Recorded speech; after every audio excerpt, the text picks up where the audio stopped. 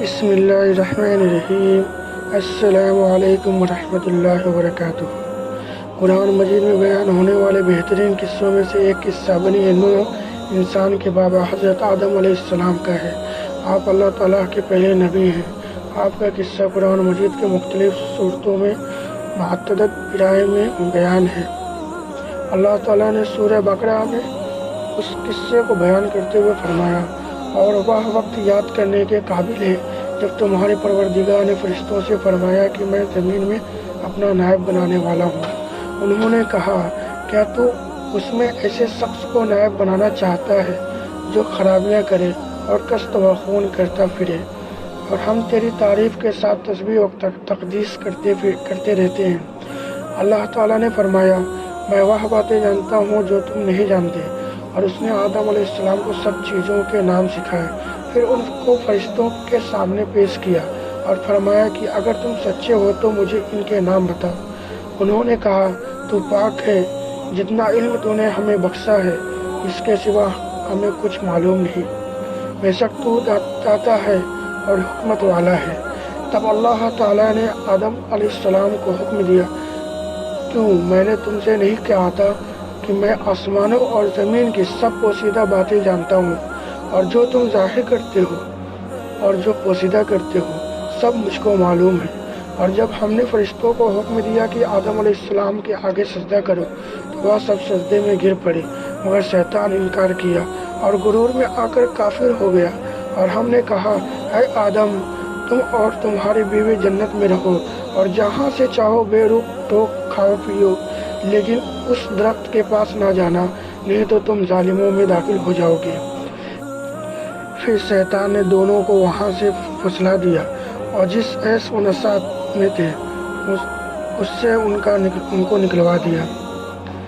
تب ہم نے حکم دیا کہ بحثت بری سے چلے جاؤ، تم ایک دوسرے کے دشمن ہو، اور تمہارے لیے زمین میں ایک وقت تک ٹھکانہ اور معاش مقرر کر دیا گیا ہے۔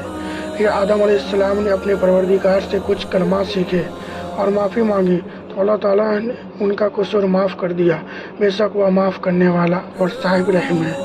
ہم نے فرمایا کہ تم سب یہاں سے اتر جاؤ، جب تمہارے پاس میری طرف سے ہدایت پہنچے تو اس کی پیروی کرنا، کہ جنہوں نے میری ہدایت کی پیروی کی ان کو نہ کچھ خوف ہوگا اور نہ وہ غمناک ہوں گے، اور جنہوں نے اس کو قبول نہ کیا اور ہماری آیتوں کو جھٹلایا وہ دوزخ میں جانے والے ہیں اور وہ ہمیشہ اس میں رہیں گے۔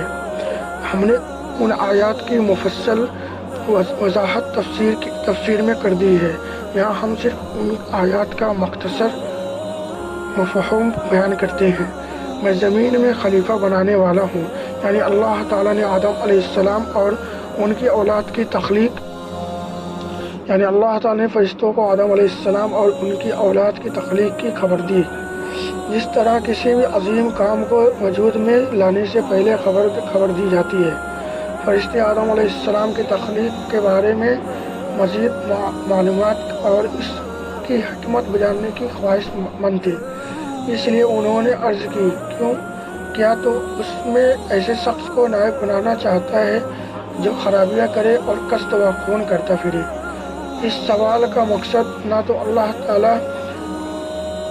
تعالیٰ پر اعتراض کرنا تھا، نہ بنی آدم کو مقام و مرتبہ کا انکار مقصود تھا، اور نہ انہیں انسانوں سے حسد تھا جیسے کہ بعض لوگوں کو غلط فہمی ہوئی ہے، بلکہ اس سوال کا مقصد محض اس کی حکمت معلوم کرنا اور مزید معلومات حاصل کرنا تھا۔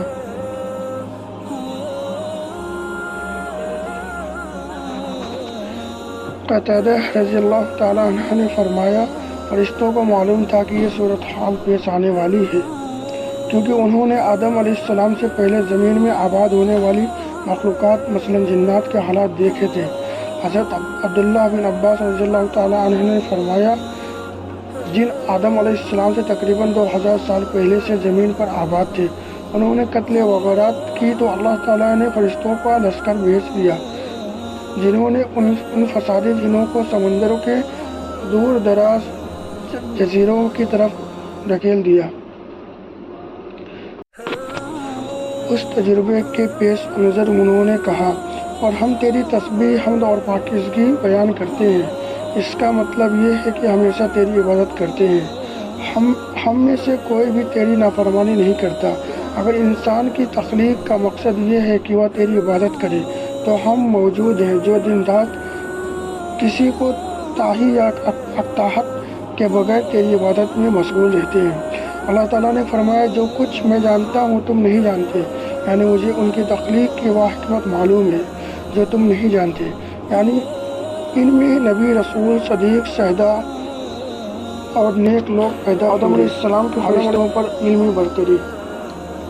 اس کے بعد اللہ تعالیٰ نے فرشتوں پر آدم علیہ السلام کی علمی فوقیت واضح فرمائی اور آدم علیہ السلام کو تمام نام سکھا دیے۔ حضرت عبداللہ بن عباس رضی اللہ تعالیٰ عنہ نے فرمایا، اس سے مراد ان چیزوں کے نام ہیں جن سے لوگ ان چیزوں کو پہچانتے ہیں اور ایک دوسرے کو اپنی بات سمجھاتے ہیں، یعنی وہ چھوٹی بڑی اشیاء جن سے روزمرہ زندگی میں واسطہ پڑتا ہے، مثلا انسان، حیوان، زمین، میدان، سمندر، پہاڑ، اونٹ اور گدھا وغیرہ۔ حضرت ابن عباس رضی اللہ تعالیٰ عنہ نے فرمایا، اللہ تعالیٰ نے انہیں ہر جانور، ہر پرندے اور ہر چیز کا نام سکھایا۔ حضرت سعید بن جبیر، قتادہ اور دیگر علماء رحمۃ اللہ نے فرمایا، ان کی اولاد کے نام سکھائے۔ زیادہ صحیح رائے یہ ہے کہ انہیں چھوٹی بڑی اشیاء اور ان کے افعال و حرکات کے نام سکھائے گئے، جیسے ابن عباس رضی اللہ تعالیٰ عنہ کے قول سے معلوم ہوتا ہے۔ حضرت انس بن مالک رضی اللہ تعالیٰ عنہ سے روایت ہے کہ رسول اللہ صلی اللہ علیہ وسلم نے فرمایا، قیامت کے دن مومن جمع ہو کر کہیں گے کہ اگر ہم کسی سے اللہ کے سامنے سفارش کروائیں تو اس مشکل مرحلہ سے نجات مل جائے۔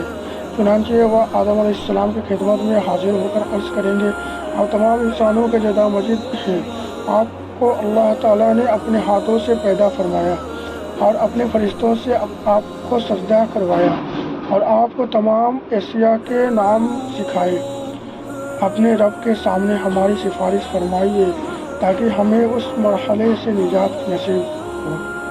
اللہ تعالیٰ کے فرمان۔ پھر ان چیزوں کو فرشتوں کے سامنے پیش کیا اور فرمایا، اگر تم سچے ہو تو ان چیزوں کے نام بتاؤ۔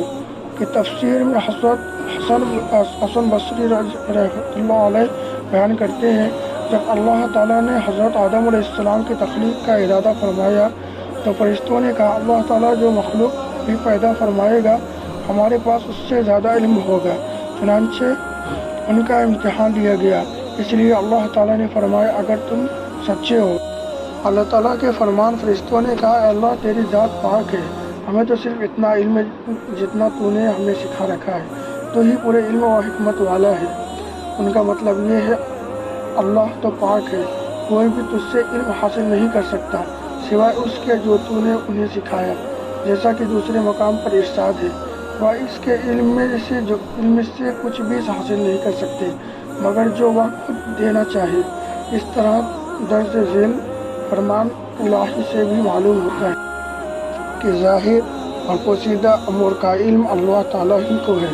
اللہ تعالیٰ نے آدم علیہ السلام کو حکم دیا کہ تم ان چیزوں کے نام بتاؤ۔ جب انہوں نے آدم علیہ السلام کو حکم دیا تو آدم علیہ السلام نے ان کے نام بتائے تو اللہ تعالیٰ نے فرشتوں سے فرمایا، کیوں میں نے تم سے نہیں کہا تھا کہ میں آسمانوں اور زمین کی سب پوشیدہ باتیں جانتا ہوں، اور جو تم ظاہر کرتے ہو اور جو پوشیدہ کرتے ہو سب مجھ کو معلوم ہے۔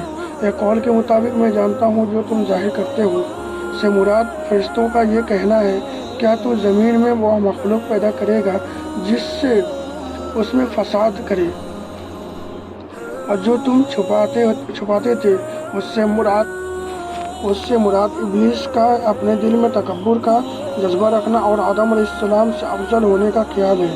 حضرت سعید بن جبیر، مجاہد، صدیق، ضحاک، سوری اور ابن جریر رحمۃ اللہ علیہ کی یہی رائے ہے۔ دوسرا قول یہ ہے کہ ما کنتم تکتمون سے فرشتوں کے اس خیال کی تردید مراد کہ اللہ تعالیٰ کوئی ایسی مخلوق پیدا نہیں فرمائے گا جو ہم فرشتوں سے زیادہ علم والی اور زیادہ معزز رہو۔